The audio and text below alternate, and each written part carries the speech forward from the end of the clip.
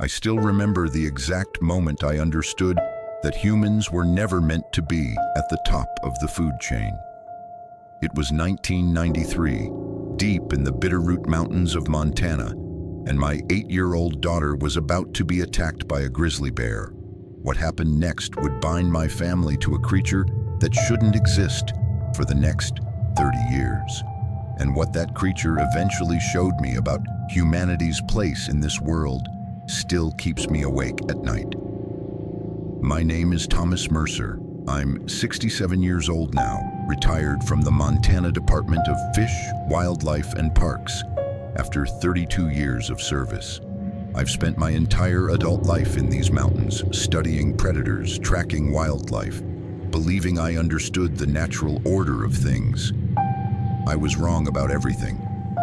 Let me take you back to the beginning, to the summer that changed my family forever. In 1993, I was 37 years old and working as a senior wildlife biologist for the state. My wife, Catherine, was 34, a school teacher in Missoula, who spent her summers helping me with field research. Our daughter, Emma, was 8 years old, curious about everything, fearless in the way only children can be. We lived in a small house on the edge of the Selway Bitterroot Wilderness, one of the largest roadless areas in the continental United States. Our nearest neighbor was 11 miles away. That July, we were conducting a multi-week study on grizzly bear population dynamics in the Selway drainage. Catherine and Emma had come along for what was supposed to be a safe, supervised camping experience. I'd done this kind of field work 100 times before. I knew these mountains like I knew my own hands. I knew where the bears fed, where they traveled, where they bedded down during the heat of the day. What I didn't know was that something else lived in those mountains, something that had been watching us since we arrived. July the 17th, 1993. The date is burned into my memory with the intensity of a brand. We had set up our base camp in a small meadow near Elk Creek, about 16 miles from the trailhead. The morning had been productive. I'd found fresh scat, documented some claw marks on a Douglas fir, and collected hair samples from a rubbing tree. Catherine was organizing our data while Emma played near the creek, building little rock dams and floating leaf boats. Around 2 in the afternoon, I decided to check a trail camera I'd installed about half a mile up the slope. I told Catherine I'd be back in an hour, gave Emma a kiss on the forehead, and headed up the mountain. The camera was exactly where I'd left it, still functioning, memory card full of images. I swapped it out, took some notes, and started back toward camp. I was maybe 300 yards from the meadow when I heard Emma scream. The sound cut through the forest like a blade. Not a playful scream, not a startled yelp. This was pure primal terror. The kind of sound that bypasses your conscious mind and sends you sprinting before you even understand what you're doing. I crashed through the underbrush, branches whipping my face, my heart slamming against my ribs. As I burst into the meadow, I saw something that stopped me cold. A grizzly bear, a big one, probably 500 pounds, standing on its hind legs about 30 feet from my daughter. Emma was frozen against a boulder, her face white with fear. Catherine was running toward her from the opposite side of the camp, screaming, waving her arms, trying to draw the bear's attention. I had bear spray on my belt. I had a revolver in my pack, but the bear was too close to Emma, and Catherine was about to put herself between them. Everything was happening too fast. The bear dropped to all fours and charged. Not a bluff charge, a real charge with intent. I'd seen enough bear behavior to know the difference. This bear was going to reach my daughter before I could get there, before Catherine could intercept it, before I could do anything except watch my child die. And then something impossible happened. A shape exploded from the tree line to my left. Massive, dark, moving faster than anything that size should be able to move. It hit the charging grizzly from the side with a sound like a car crash, sending both animals tumbling across the meadow in a chaos of fur and limbs. The grizzly roared.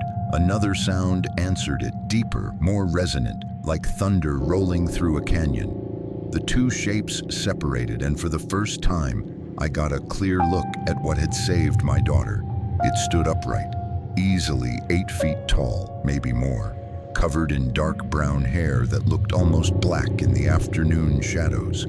The shoulders were impossibly broad, the arms long and corded with muscle, and the face was like nothing I'd ever seen. Not quite ape, not quite human, but something ancient and powerful and utterly impossible. It was a Sasquatch, a Bigfoot, a creature I'd dismissed as legend and hoax my entire professional career. The grizzly was back on its feet, hurt and angry, blood matting the fur on its shoulder. It turned toward the creature, sizing up this new threat. For a moment, I thought they were going to fight. The grizzly was a formidable predator, but looking at the Sasquatch, at the way it held itself, at the intelligence in its dark eyes, I knew how that fight would end. The creature made a sound, not a roar, not a growl, something else entirely. A deep, pulsing vocalization that seemed to vibrate through the ground itself. The grizzly hesitated. Then, incredibly, it turned and ran, crashing through the underbrush and disappearing into the forest. The Sasquatch watched it go, then slowly turned to look at Emma. My daughter was still pressed against the boulder, tears streaming down her face, too terrified to move.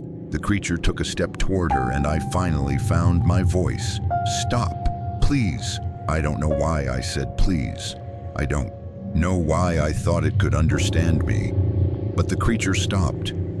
It looked at me, those dark eyes holding mine, and I saw something there that I didn't expect. Not aggression, not hostility, something almost like concern. Catherine had reached Emma now, was pulling her into her arms, both of them trembling. The creature watched them for a long moment, then made another sound, softer this time, almost gentle. Then it turned and walked back into the forest, disappearing between the massive trunks of the old-growth trees as if it had never existed. We left the mountains that same day, packed up our camp in a frenzy, and hiked out in the fading light, reaching the trailhead well after dark. Emma slept in the back seat during the 3-hour drive home, exhausted from crying. Catherine sat beside me in silence, her hand gripping mine so hard her knuckles were white. I didn't sleep that night. I sat on our back porch, staring at the dark mass of the mountains on the horizon, trying to reconcile what I'd seen with everything I believed about the natural world. I was a scientist. I'd spent my career studying wildlife, documenting species, understanding ecosystems. The existence of Sasquatch would require rewriting everything we thought we knew about primates, about evolution, about the very nature of the wilderness. It should have been impossible. But I'd seen it. Catherine had seen it. Emma had seen it. And that creature had saved my daughter's life. For the next 2 weeks, I went through the motions of normal life. Drove to work, filed reports, attended meetings, came home, had dinner, watched television. But my mind was somewhere else entirely. In every quiet moment, I replayed that scene in the meadow, the charge, the impact, the creature standing between a grizzly bear and my 8-year-old child. I began researching quietly, pulling books from the library, accessing academic databases, reading everything I could find about Bigfoot sightings in the Pacific Northwest and Northern Rockies. Most of it was garbage. Blurry photos, obvious hoaxes, attention-seeking fabrications from people who wanted their 15 minutes of fame. But some of it was different. Accounts from indigenous peoples, oral histories passed down through generations, stories of the forest people, the wild ones, beings that existed in the spaces between what humans could see and what they wanted to see. These accounts had a consistency, a groundedness that the sensational reports lacked. In early August, I made a decision that would change my life. I went back to the mountains alone. Catherine didn't want me to go. She was still having nightmares about that day. still flinching at sudden sounds. Emma had started sleeping with a light on. They wanted to forget what had happened, to file it away as a strange, unexplainable event, and move on with their lives. But I couldn't. Something had saved my daughter, and I needed to understand what it was. I needed to know if it was still out there. I needed to know why. I told Catherine I was checking on the trail cameras, a routine follow-up to our abandoned study. She knew I was lying, but she also knew she couldn't stop me.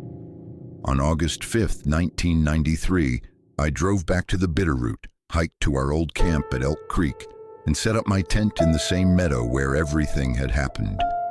The first 3 days, nothing. I went about my normal field routines, documenting wildlife, checking cameras, taking notes. But I also did something I'd never done before. Every evening at dusk, I sat at the edge of the meadow and I talked. I don't know why I thought it would help. Maybe I'd seen too many movies, read too many stories about communicating with the unknown. But something in those ancient, intelligent eyes had suggested understanding, and talking was the only way I knew to reach out.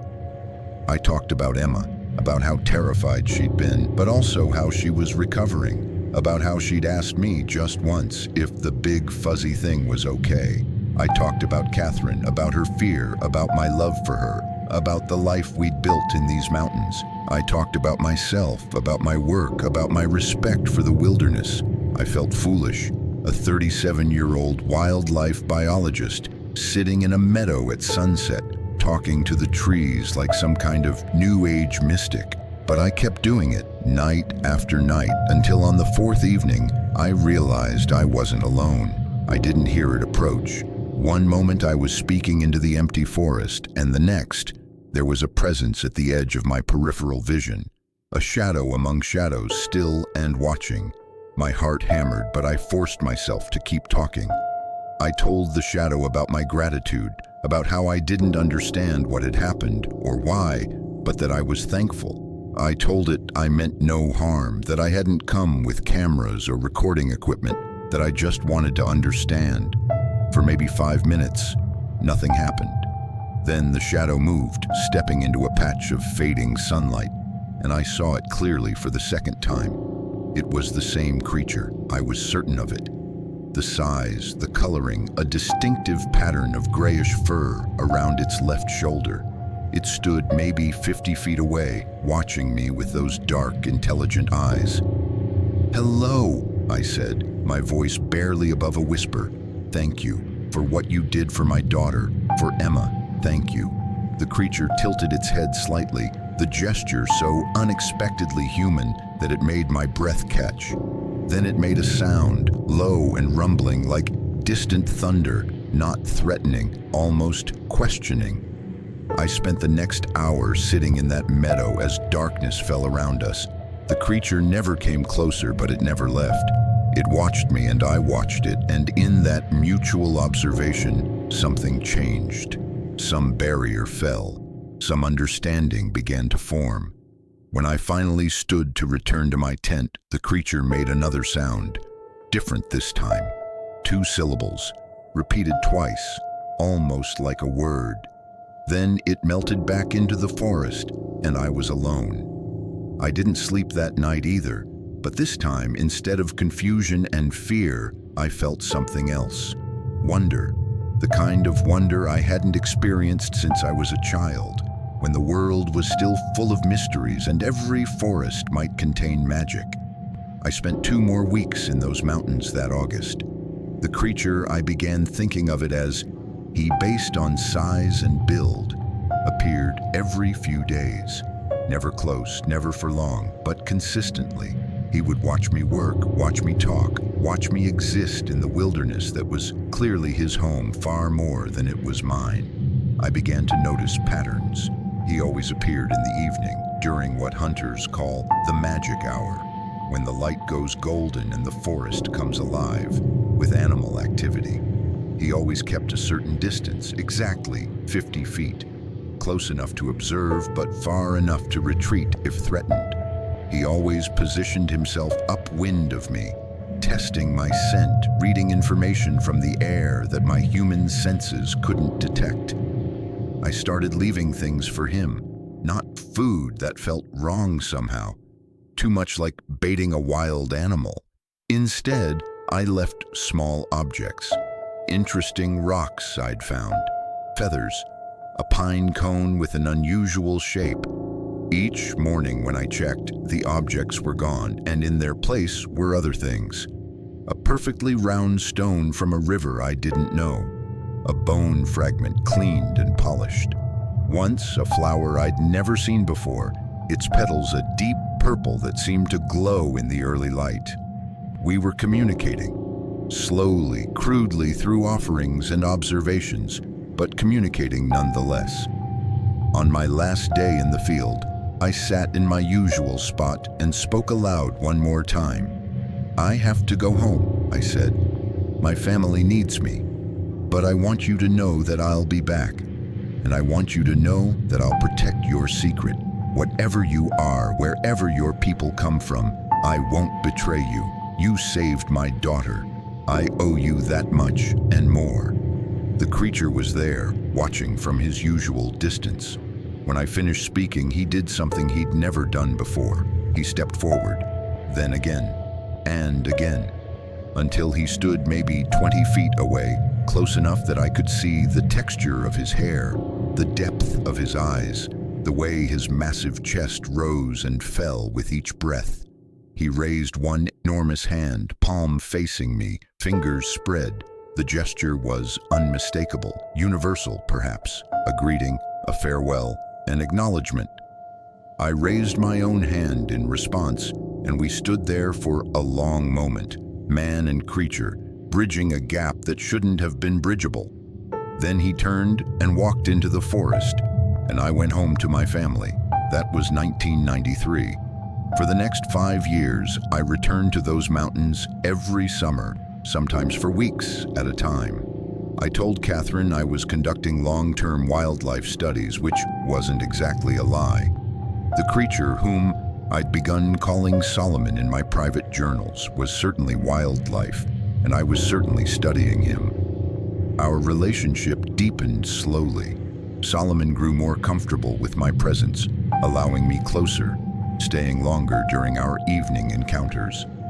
I learned to read his vocalizations, the low rumbles that meant contentment, the sharp barks that indicated alertness, the complex patterns of sounds that seemed to convey specific ideas or emotions.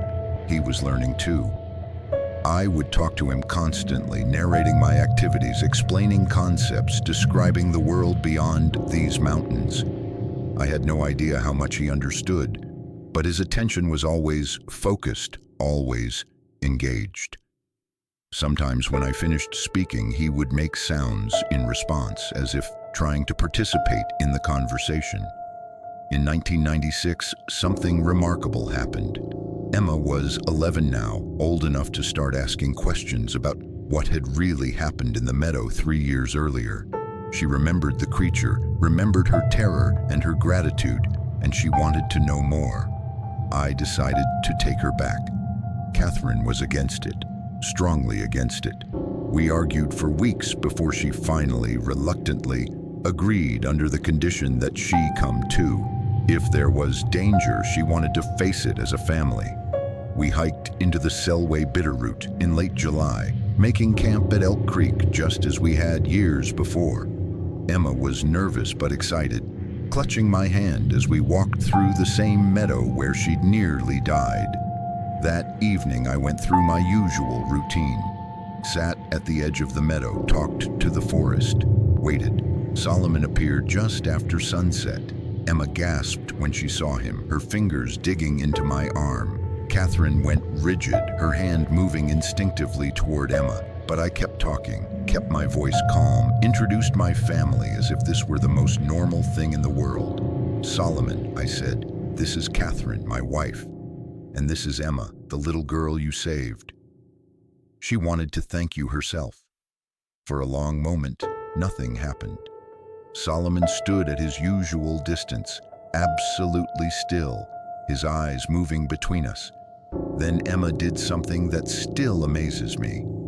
She stepped forward, away from Catherine, away from me, toward the massive creature at the edge of the forest. "Emma," Catherine hissed, "get back here."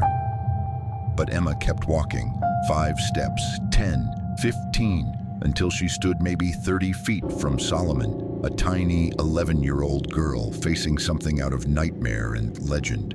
"Thank you," she said. Her voice was clear and steady. "Thank you for saving me. I was really scared, but you helped me. That was brave."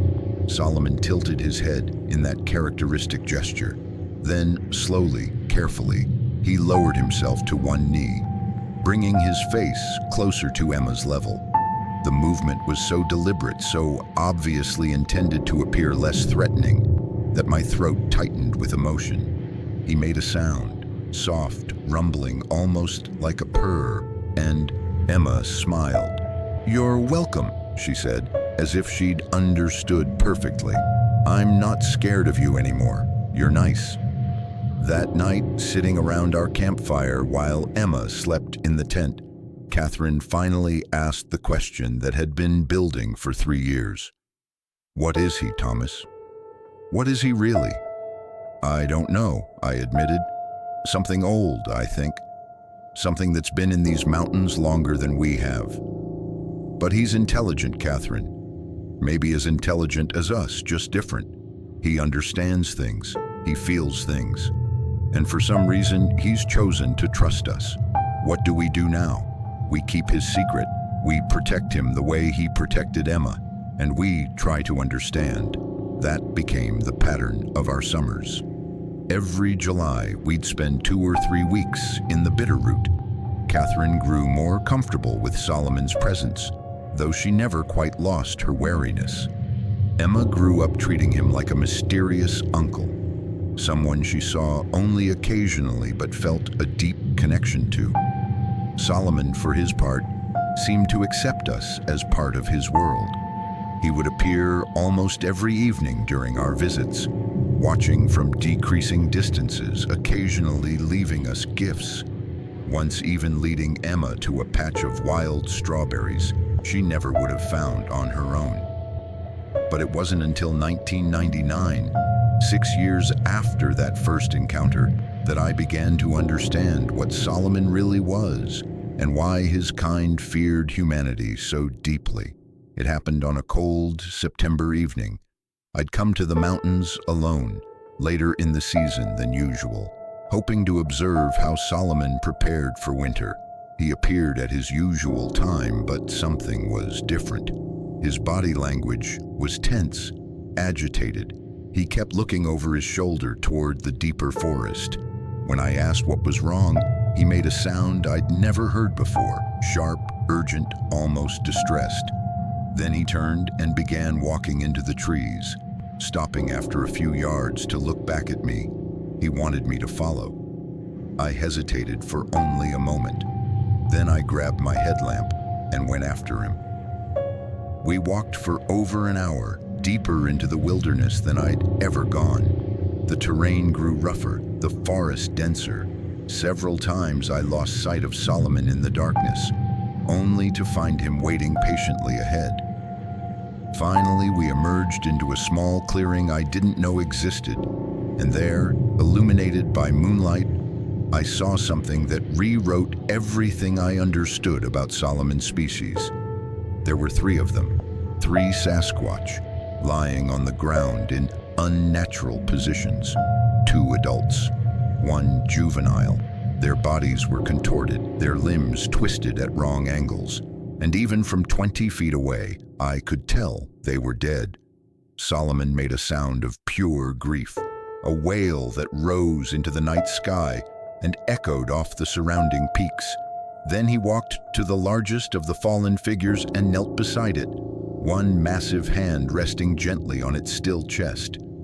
I approached slowly, my scientist's mind already cataloging details. The bodies showed no signs of predator attack, no wounds, no blood, no trauma.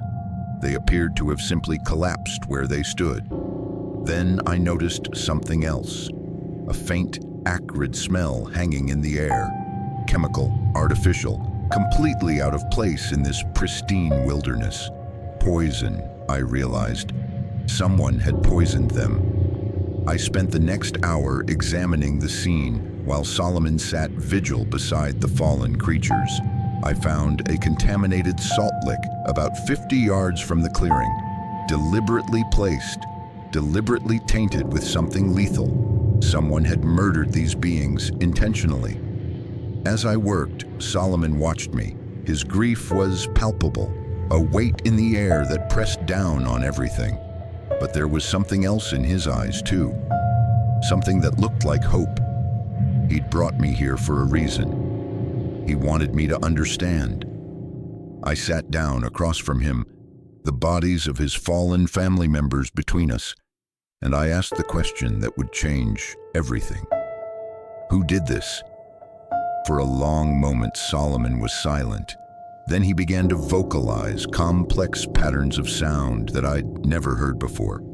And somehow, impossibly, I began to understand.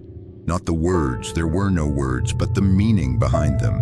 Images forming in my mind, stories unfolding like memories that weren't my own.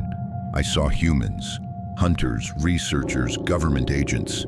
I saw traps and tranquilizers, cages and laboratories. I saw creatures like Solomon being captured, studied, killed, dissected on cold metal tables while scientists cataloged their organs, mounted as trophies in rich men's dens, displayed in underground facilities where officially they didn't exist. I saw a history of persecution stretching back decades, centuries, maybe longer. I saw a people driven from their ancestral lands, hunted and harassed, forced into smaller and smaller pockets of wilderness. I saw why they hid, why they feared, why they had learned to become ghosts in the forests they once dominated. And I saw something else, something that chilled me to my core. The killings were systematic, organized, ongoing. Someone, some group, was actively working to eliminate Solomon's species from the face of the earth. The poisoned salt lick wasn't an isolated incident. It was part of a larger campaign of extermination. When the visions faded, I found myself crying, tears streaming down my face, my body shaking with horror and rage. Solomon watched me with those ancient eyes, and I saw in them a question. Now that you know, what will you do? I'll help you, I said. I don't know how yet, but I'll help. That night, I helped Solomon bury his dead. We carried the bodies deeper into the wilderness to a hidden grotto where an underground stream emerged from the mountain.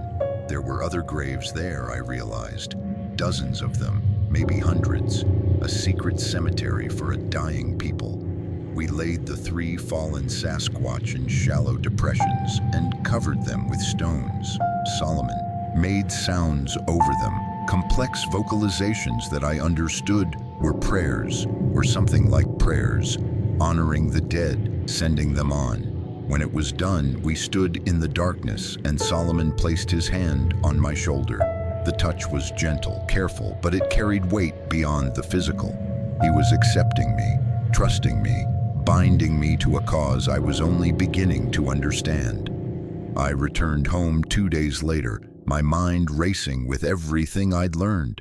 I threw myself into research, using every connection I had in the wildlife biology community, the government, the academic world. I looked for patterns of unusual animal deaths in wilderness areas. I searched for evidence of covert operations targeting unknown species. I dug into rumors and conspiracy theories I would have dismissed as nonsense just months before. What I found terrified me. There were programs, classified, compartmentalized, officially non-existent. I couldn't access the details, but I could see the shadows they cast. Budget allocations buried in defense appropriations. Personnel transfers to wilderness management positions that seemed to serve no purpose. Unexplained activities in remote areas that were suddenly closed to the public for environmental studies.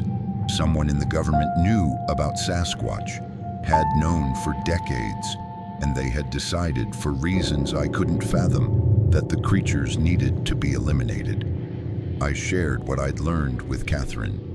She listened in silence, her face growing paler with each revelation. When I finished, she asked only one question. "What do we do now?"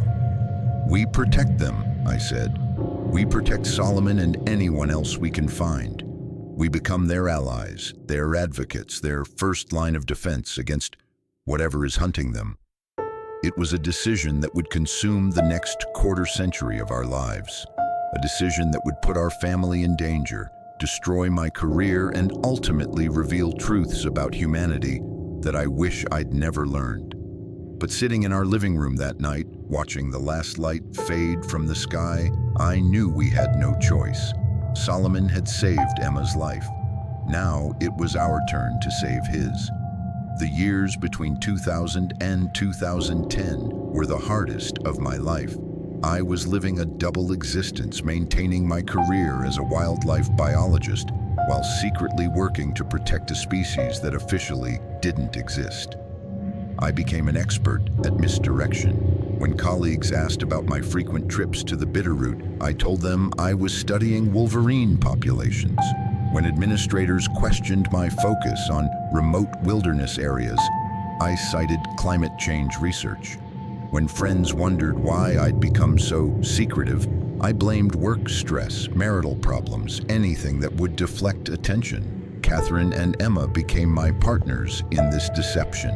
Emma, now a teenager, proved especially valuable. She'd inherited her mother's intelligence and her father's love of the wilderness, and she approached our secret mission with the fierce dedication of someone who'd been saved by the very creatures we were protecting.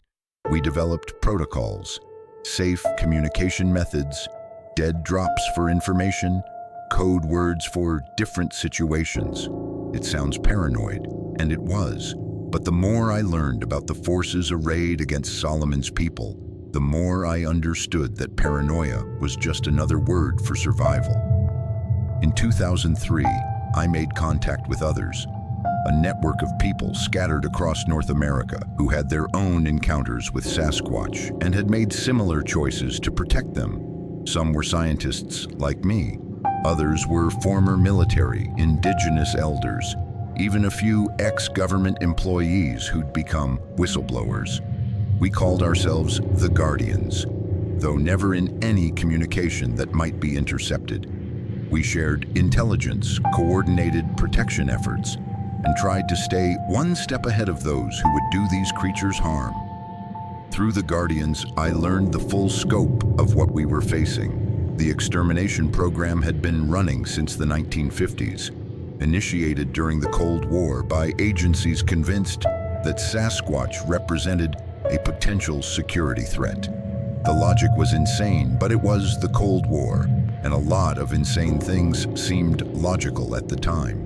By the time I became involved, the program had taken on a life of its own. It was no longer about security. It was about maintaining the illusion of a known, controllable world. Sasquatch represented everything that threatened that illusion. Unknown, uncontrollable, a reminder that humanity didn't understand its own planet as well as it thought. More immediately, there was money involved. Certain pharmaceutical companies had learned that Sasquatch tissue contained compounds with remarkable regenerative properties. The creatures healed faster than any known mammal, lived longer, seemed immune to most diseases. If those secrets could be unlocked, they would be worth billions. So the killing continued. Quiet, deniable, systematic, and Solomon's people died. I told Solomon everything I learned. In our evening conversations, I would relay intelligence, describe threats, explain the human world he was trying so hard to avoid. He listened with that intense focus I'd come to know so well, and I could see him filing away information, adapting strategies, warning others through channels I didn't fully understand. In return, Solomon began teaching me about his people, their history, their culture, their understanding of the world. It came in fragments, in those strange vision communications that left me drained but illuminated. And slowly, over years, I began to understand what humanity had really done.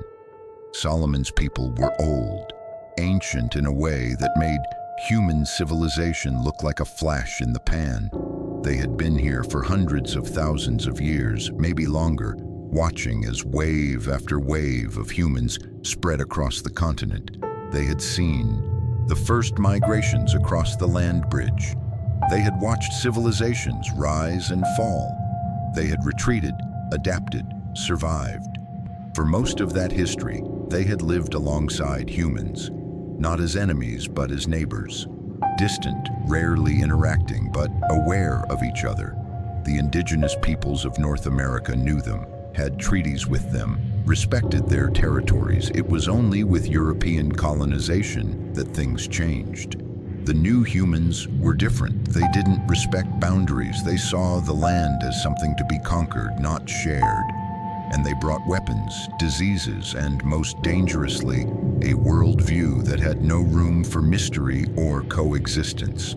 Solomon's people became targets, hunted for sport, for profit, for the simple crime of existing. They retreated deeper into the wilderness, became ghosts, learned to fear the very species they'd once watched with curiosity. And now they were dying. Not from natural causes, but from deliberate, methodical persecution by a species that had convinced itself it was the only intelligent life on the planet. When Solomon finished this history, communicated over many evenings, many years, I sat in stunned silence. I understood finally why he had shown me the bodies of his fallen family, why he had trusted me with these secrets. He wanted me to know what was at stake, not just for his people, but for mine. If humanity could do this, if we could systematically eliminate an intelligent, peaceful species simply because they challenged our understanding of the world, what did that say about us? What other atrocities were we capable of? Solomon had brought me face to face with the worst of human nature, and he was asking me to be better. In 2008, Emma graduated from college with a degree in conservation biology. She'd chosen the field because of Solomon, because of the secret we shared, because she wanted to dedicate her life to protecting what most people believed didn't exist. That summer, she came with me to the Bitterroot for a full month. She was 23 now, a woman grown, and her relationship with Solomon had evolved as well. He treated her with a tenderness that he showed no one else, perhaps remembering the terrified 8-year-old girl he'd saved 15 years earlier. One evening, as the three of us sat in the meadow watching the stars emerge, Solomon made a sound I'd never heard before. A command, perhaps, a summons. From the forest around us, shapes emerged, 5 of them, other Sasquatch, ranging in size from a young adolescent to an elder whose gray hair and stooped posture spoke of advanced age.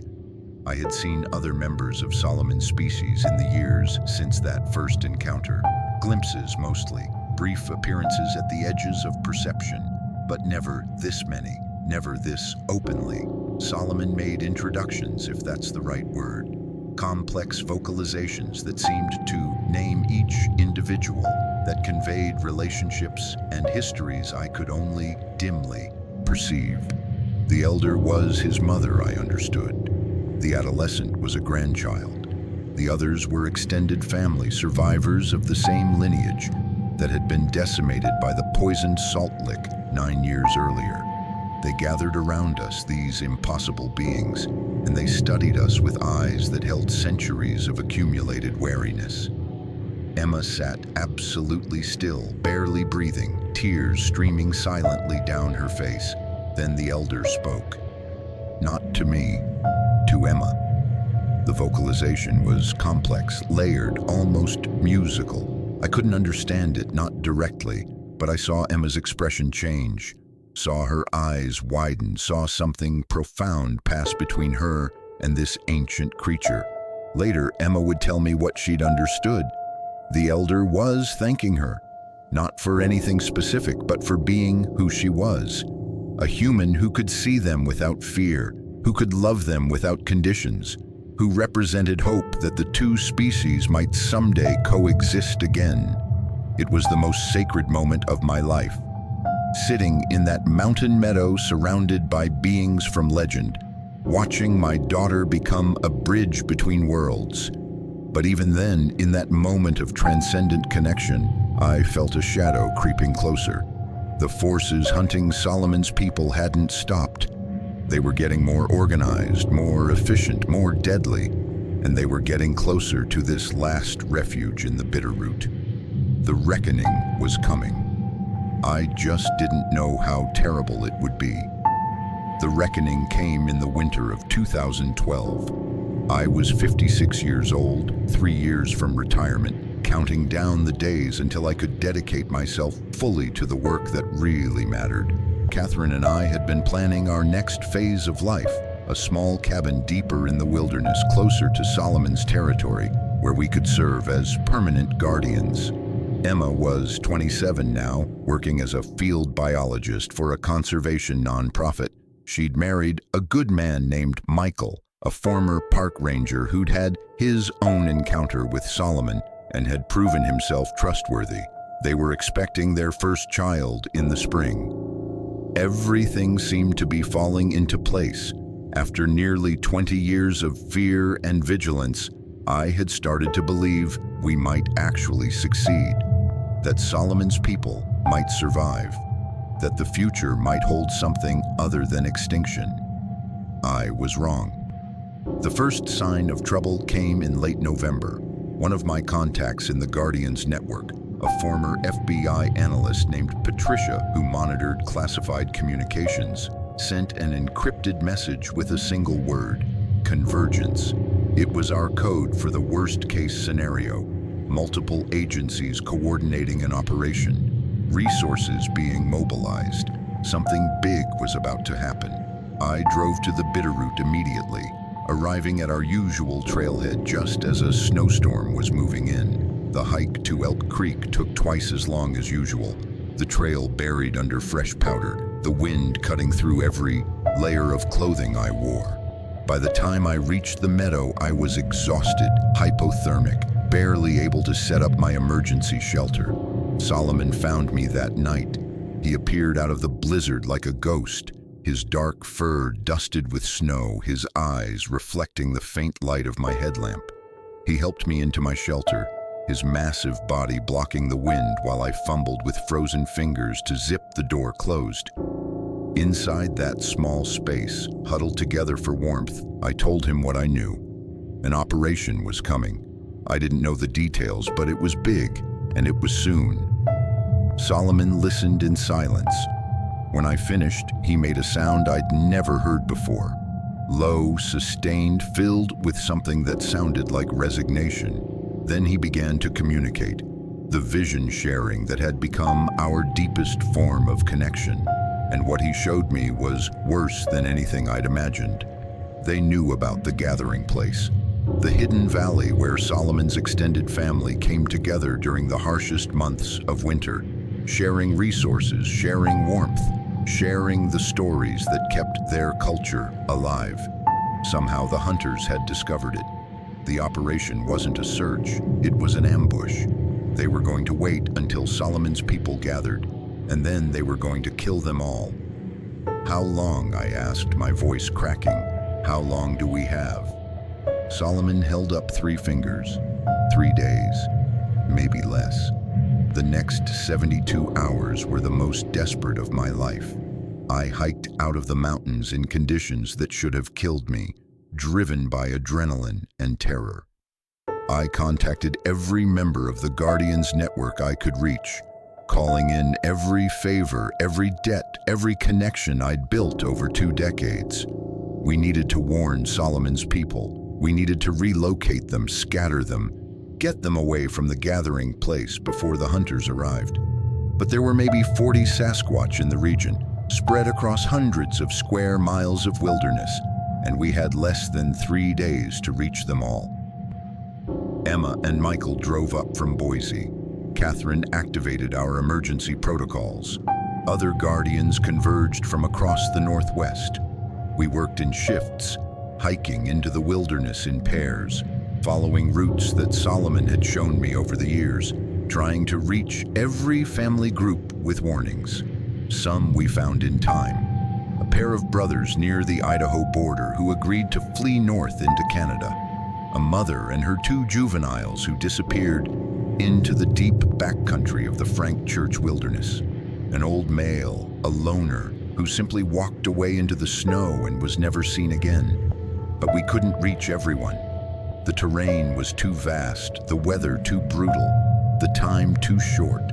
And on the morning of December 3rd, 2012, I received a satellite phone call from Patricia. "They're moving," she said. "Black helicopters, unmarked vehicles, at least 40 personnel. They'll reach the Gathering Valley by nightfall." I was 12 miles away on the opposite side of a mountain range, with no way to get there in time.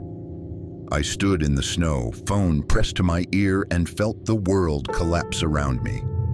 "How many are in the valley?" I asked. Patricia was silent for a moment. "Based on thermal imaging, at least 15, maybe more. 15. 15 of Solomon's people, gathered for warmth and community, about to be slaughtered." I tried to reach Solomon on the emergency frequency we'd established, a specific pattern of sounds that he could hear from miles away. No response. I tried again. Nothing.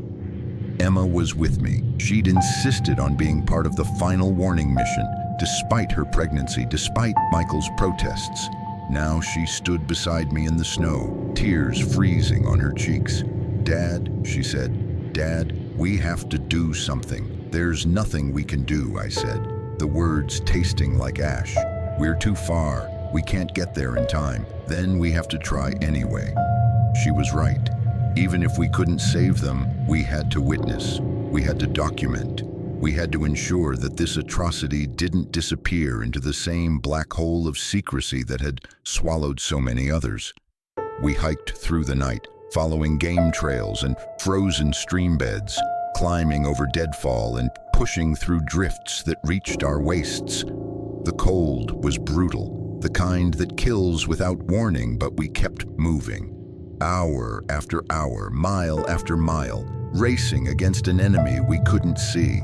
We reached the ridge overlooking the Gathering Valley just as dawn was breaking. Below us, in a natural amphitheater, protected from the wind by steep granite walls, we could see the aftermath. Bodies, massive, dark shapes lying motionless in the snow. Blood, bright red against the white, spreading in pools that steamed in the frigid air. And standing among them, figures in white camouflage, carrying weapons, moving methodically from body to body. Emma made a sound beside me, a sob, a scream, something in between. I grabbed her, pulled her down behind the ridge, clamped my hand over her mouth. "We can't help them," I whispered. "We can't help them, but we can survive. We can tell the world what happened here. That's the only thing we can do now."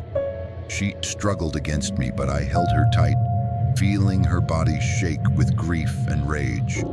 Below us, the killing continued. I heard gunshots, single shots, finishing off the wounded. I heard voices, clinical and professional, discussing logistics. I heard a sound I'll never forget, a vocalization, weak but unmistakable. One of them was still alive, crying out in pain or fear or desperate hope that someone would help. No one helped. The sound stopped after a final gunshot, and the valley fell silent.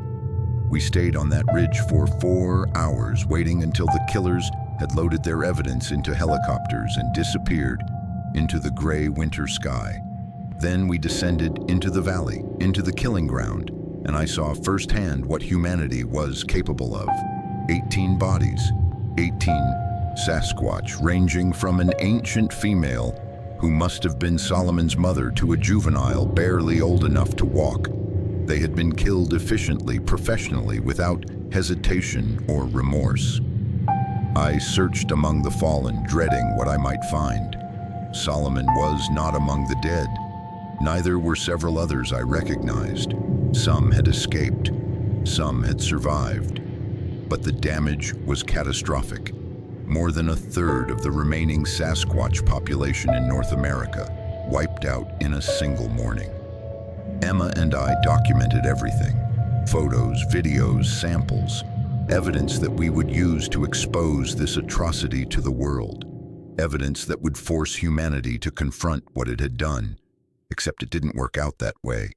When we returned to civilization, we found that the Guardians network had been compromised. Patricia had been arrested, charged with espionage, disappeared into the federal prison system. Others had been visited by men in dark suits, warned to forget what they knew, threatened with consequences that ranged from job loss to accidents.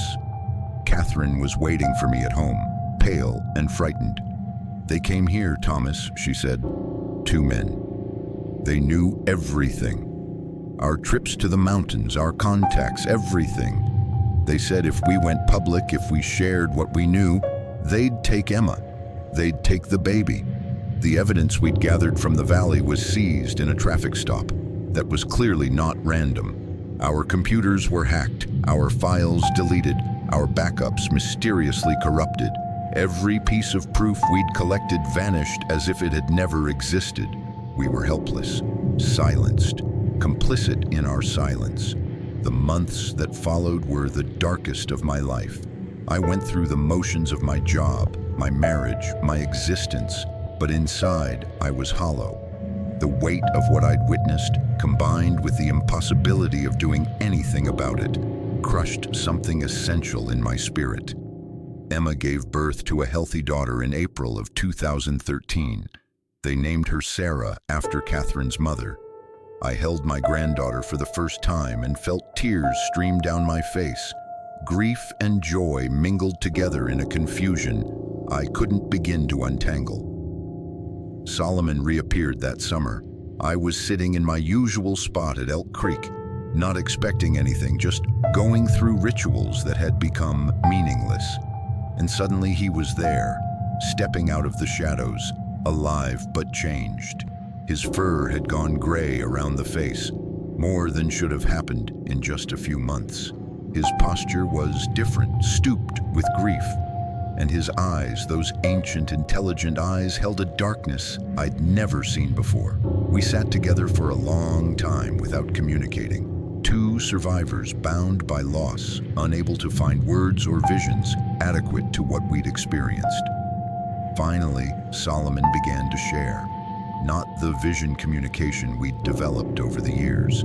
Something different, something more direct. Images formed in my mind with crystal clarity. I saw the gathering, the families coming together, the elders sharing stories, the young ones playing in the snow. I saw the helicopters appearing over the ridge, the white-clad figures rappelling down, the chaos and terror as weapons began firing. I saw Solomon fighting, saw him charging toward the attackers, throwing one man 50 feet through the air, crushing another against a boulder. Saw him taking bullets, his body absorbing impacts that would have killed any human, still fighting, still protecting. And I saw him fail. Saw the moment when he realized he couldn't save them. Saw him make the impossible choice to flee, to survive, to preserve what little remained, rather than die uselessly in that valley. The guilt in those shared images was overwhelming. Solomon blamed himself for living when so many had died. I reached out and placed my hand on his massive arm. My voice was hoarse when I spoke. "You couldn't have saved them. You know that. If you'd stayed, you'd be dead too, and there would be no one left to protect the survivors." Solomon made a sound of pure anguish. The survivors, there were maybe 20 of them now. 20 Sasquatch left in the entire region, scattered, traumatized, the remnants of a people who had once numbered in the thousands. Then he showed me something else, something that changed everything. In the aftermath of the massacre, Solomon had gone to a place his mother had shown him when he was young, a sacred site hidden deep in the mountains, known only to the eldest members of his people.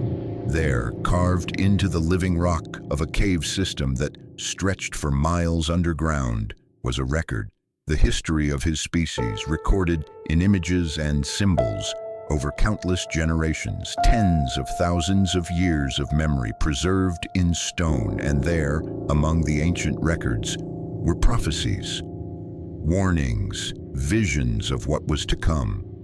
Solomon showed me these visions, and for the first time I understood why his people truly feared humanity. It wasn't just the hunting, it wasn't just the extermination campaigns.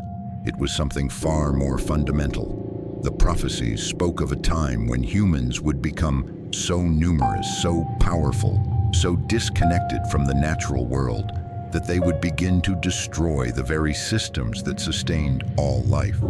They would poison the air, they would heat the climate, they would strip the forests, drain the aquifers, drive species after species to extinction, and in that destruction, they would finally turn on themselves. The prophecies described wars, not like the wars of history, fought with swords and guns, but something far worse. Conflicts over water, over food, over the last habitable places on a planet made hostile by human greed. Billions of deaths, civilizations collapsing, technology failing, the great cities of humanity falling silent, crumbling, returning to the earth.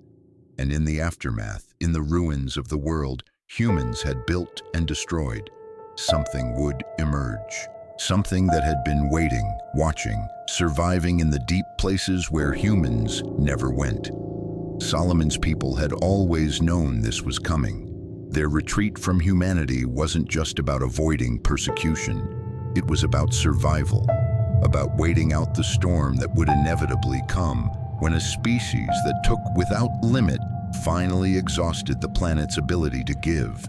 They were the inheritors, the ones who would remain when humanity had consumed itself, not by conquest, not by conflict, but simply by enduring, by being patient, by understanding what humans refused to understand, that the earth was not infinite, and neither was humanity's time upon it. When the visions faded, I sat in stunned silence.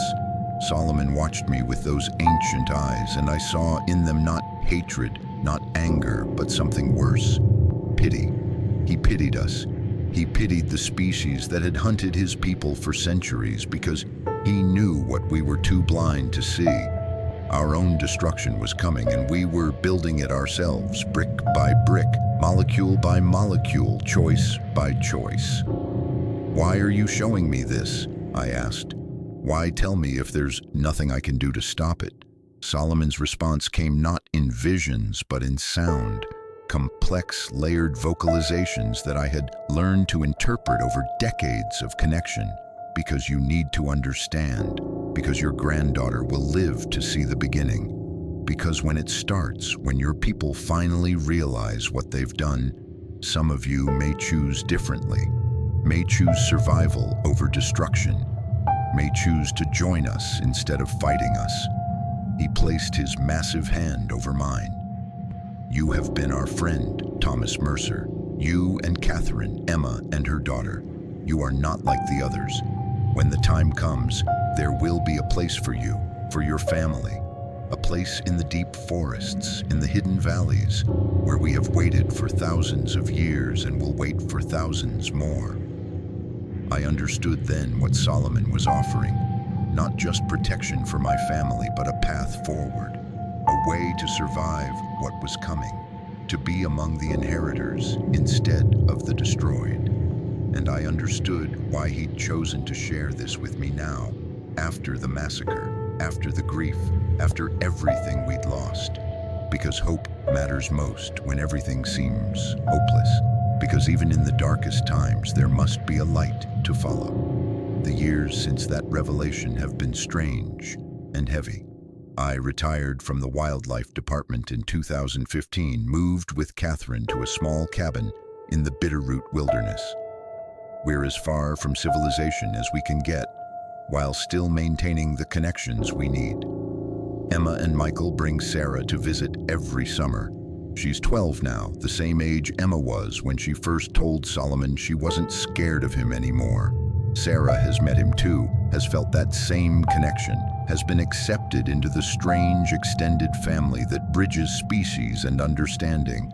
Solomon is old now, ancient by any measure. His movements are slower, his fur almost entirely gray, his once powerful frame showing the weight of countless years. But his eyes are still sharp, still intelligent, still filled with that mixture of wisdom and sorrow that I've come to know so well. His people are still out there, scattered across the remaining wilderness areas of North America. 23 of them now, by our last count. A few births, a few deaths, the population hovering at the edge of viability. They hide deeper than ever before, moving only at night, leaving no traces, becoming more ghost than flesh with each passing year. The world Solomon showed me in those prophecies is coming true. I can see it in the news, in the weather patterns, in the fires that burn hotter and longer each year. I can feel it in the desperation of political movements, the anger of displaced populations, the slow unraveling of systems that once seemed permanent. I don't know how much time humanity has left. Decades, maybe. A century, if we're lucky. Solomon's people think in longer timescales, in generations and millennia, and to them our end is already visible, already inevitable, already in progress. But I've learned something from them, something that gives me peace even as the world darkens around me. Time is not linear for those who think long enough. The past and future are not separate but connected, each informing the other. What seems like an ending can also be a beginning. What seems like extinction can also be transformation. Humanity as we know it may not survive what's coming, but humans might, some of us. Those who learn to live differently, to take only what's needed, to see ourselves as part of the earth rather than its masters. Those are the ones Solomon's people are waiting for. Those are the ones who will be welcomed into the deep places when the cities fall and the old world ends. I'm 67 years old now. I've kept this secret for 30 years, since that summer afternoon when a Sasquatch saved my daughter from a charging grizzly bear. I've watched an impossible friendship grow into something profound. I've witnessed atrocities that will never be acknowledged and wonders that will never be believed. And I've learned the truth that Solomon's people have known for millennia. Humans should be afraid, not of Sasquatch, not of the wilderness, not of the unknown creatures that share this planet with us. We should be afraid of ourselves, of what we're doing to the world, of what that destruction will inevitably bring, because the inheritors are watching. They've always been watching, and they're very, very patient. There's one more thing I need to tell you. One more piece of this story that haunts me more than all the others. In 2018, 5 years after the massacre, I received a package. No return address, no note, just a manila envelope containing a single flash drive. I almost didn't open it. After everything we'd been through, unexplained packages felt like traps, but something compelled me, some instinct that said this was different. The flash drive contained files, hundreds of them, documents, photographs, video recordings, all of it classified, all of it damning. It was the complete history of the extermination program, decades of operations, budgets, personnel files, names of scientists who had dissected Sasquatch bodies in secret laboratories, names of politicians who had authorized the killings, names of corporate executives who had funded the operations in exchange for biological samples. And there was something else, something that made me sick to read. The program hadn't started in the 1950s as I'd believed.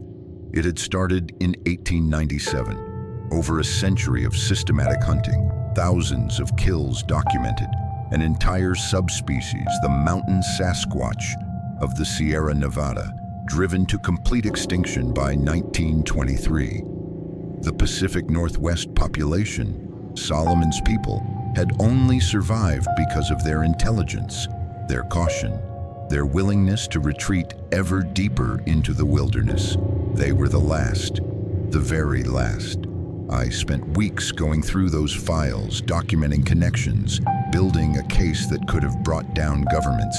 Catherine begged me to destroy it all, to protect our family, to let the dead stay buried. But I couldn't. The truth was too important. The victims deserved justice, even if it was only the justice of being remembered. I encrypted copies of everything, hid them in places no one would think to look, created dead man's switches that would release the information if anything happened to me. And then I waited, trying to decide what to do next. The answer came from an unexpected source: Emma. She'd been doing her own research, following leads, connecting with the new generation of guardians that had emerged after the network was compromised. And she'd found something that changed everything. The extermination program had been shut down, not reformed, not modified, completely terminated. The massacre in 2012 had been the last major operation. Since then, nothing. No funding, no personnel, no activity. Someone in the government had finally decided it was enough, had looked at the cost, both financial and moral, and had pulled the plug. I didn't trust it at first. It felt like a trap, like misdirection, like another trick to make us lower our guard. But years passed, and the attacks didn't resume. The surveillance that had haunted us for so long seemed to fade away. The men in dark suits stopped coming. By 2020, I had started to believe it might actually be over, not because humanity had suddenly become good, but because the world had bigger problems. Climate change, pandemic, economic collapse, political upheaval. The agencies that had once hunted Solomon's people were now consumed with other crises. The budget for killing Bigfoot had been redirected to more pressing concerns. It was a bitter kind of victory. Solomon's people had survived not because humans had finally recognized their right to exist, but because humans had become too distracted by their own self-inflicted catastrophes to continue the hunt. But survival is survival. And for a people who had learned to think in centuries, a temporary reprieve was still valuable. I shared the news with Solomon during one of our meetings in the summer of 2021. The pandemic had kept me away from the mountains for over a year, and when I finally returned, I was shocked by how much he had aged. His movements were labored, his breath came in shallow rasps. The vitality that had once seemed inexhaustible was clearly fading, but his eyes still held that ancient wisdom. And when I told him about the program's termination, I saw something I hadn't seen in years. Hope, not celebration, not relief. Just a quiet, cautious hope that maybe, just maybe, his people might have a chance. He communicated to me that night about the young ones, the juveniles who had been born since the massacre, who had never known the constant terror of being hunted. They were different from their parents, more curious, more willing to observe humans from closer distances, more interested in understanding the species that shared their world. Some of the elders worried about this. They remembered the old lessons, the old fears, the old stories of betrayal and slaughter. They wanted the young ones to stay hidden, to maintain the barriers that had kept them alive for so long. But Solomon saw it differently. He believed that change was possible, that the terror of the past didn't have to define the future, that if humans could produce someone like me, like Catherine, like Emma and Sarah, then perhaps they weren't all lost. Perhaps there was still time for a different relationship. Not friendship exactly, not equality, but something better than the genocide that had defined the past century. Coexistence, mutual survival, a recognition that the Earth was big enough for both species, if only we could learn to share it. I asked Solomon if he believed this was possible, if after everything he'd witnessed, everything his people had suffered, he still held hope for humanity. His answer came in a vision, an image of the future, not the apocalyptic prophecy he'd shown me years earlier, but something else. something smaller and more personal. He showed me Sarah, my granddaughter, grown into a young woman, standing at the edge of a forest, and emerging from that forest to meet her, a young Sasquatch, roughly her own age, the two of them regarding each other not with fear but with curiosity, reaching out, making contact, the beginning of something new. I don't know if this vision will come true. Solomon's prophecies have been accurate before, but the future isn't fixed. It's shaped by choices, by actions, by the decisions we make in moments of crisis and calm. What I do know is that Solomon wanted me to have this image, wanted me to carry it forward, wanted me to believe, even in the darkest times, that another way was possible. That's why I'm telling this story now, not to expose secrets or seek justice or bring down the people responsible for so much death. Those battles are over, one way or another.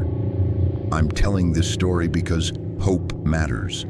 Because even in a world that seems determined to destroy itself, there are those who see differently, who choose differently, who refuse to accept that destruction is inevitable. Solomon taught me that lesson over 30 years of friendship. His people have carried it for thousands of years, and now it's my turn to pass it on. Last week, Solomon came to our cabin. He rarely travels this far from the deep wilderness anymore, and when I saw him emerge from the tree line at dusk, I knew something important was happening. He sat with me on the porch, two old creatures watching the stars emerge, and he communicated one final message. His time was ending. He could feel it, the slow dimming of the vital force that had sustained him for so long. He had come to say goodbye. I wept then as I hadn't wept since the massacre. This being who had saved my daughter, who had taught me more about life and humanity than any book or teacher, who had become my truest friend across all the barriers that should have made friendship impossible. He placed his hand on my shoulder and I felt his warmth, his presence, his love. Thank you, he communicated, for seeing us, for protecting us, for understanding. And then, as he had done so many times before, he turned and walked into the forest. His massive shape moved between the dark trunks of the pines, growing fainter with each step, until he was nothing but shadow among shadows. I sat on that porch for hours, watching the place where he disappeared, feeling the weight of 3 decades of secrets and wonders and grief. Tomorrow, I'll write to Emma. I'll tell her that Solomon has passed into the care of whatever comes next for his people. I'll remind her of her role, her responsibility, the bridge she represents between worlds. And I'll tell her the truth, the same truth I'm telling you now.